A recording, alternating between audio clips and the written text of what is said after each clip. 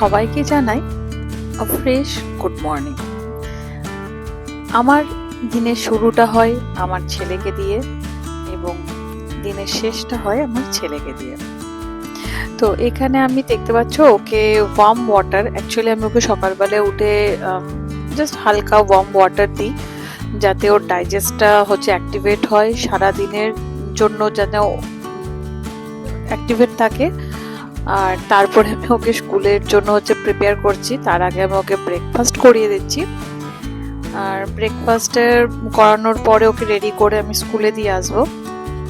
এটি হচ্ছে আমার ঘরের একটি ছোট্ট অতিথি, নতুন এসেছে, জানলার এক কোণে এর স্থান পেয়েছে।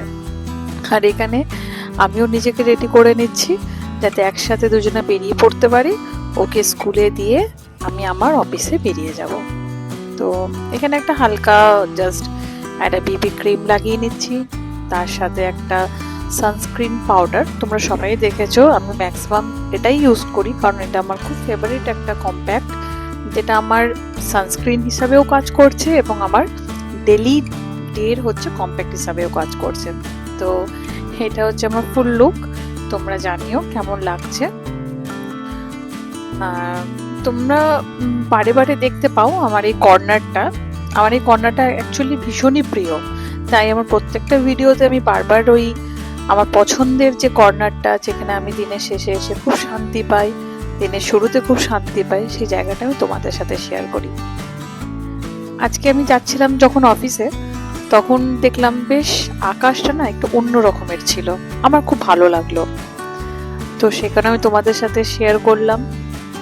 এখানে দেখতে পাচ্ছ আমি দিনের শেষে জাস্ট 6:30 হবে, তখন আমি ফিরলাম বাড়িতে। এরপরে আমি নিজে ফ্রেশ হব।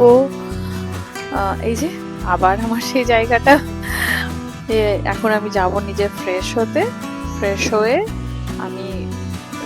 নেব। ফ্রেশ হয়ে নিয়ে তারপরে একটু চা খাবো, নিজের সাথে নিজেকে একটু টাইম দেব, জাস্ট নিজেকে ওয়ার্ম আপ করার জন্য। সারা দিন দৌড়াদৌড়ি, ছেলে, অফিস সবকিছুর মধ্যে নিজেকে টাইম দেওয়াই হয় না, তাই আমি ভাবলাম যে 10 মিনিট একটু বসি, নিজের সাথে নিজেকে একটু টাইম দিই, নিজের মতো করে একটু ভাবনা চিন্তাগুলো করি, যাতে আমি পরের দিনের জন্য আবার এনার্জিটা গেইন করতে পারি।